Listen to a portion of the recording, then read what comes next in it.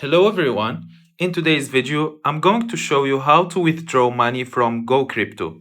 So the first step, open your GoCrypto app. Then you should have this interface. So as you can see, there is your balance in the screen here. You just click on it.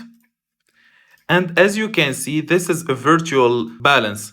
So you cannot withdraw it because GoCrypto is an educational app. So basically, this is not real money, so you cannot withdraw it. Its only purpose is for educational, so you learn how to trade. So as you can see here, there is the trading part, there is different coins. You can choose any coins, and then you can choose buy or sell and learn how to trade. If you find this video helpful, don't forget to like and subscribe in the channel. Thank you for watching.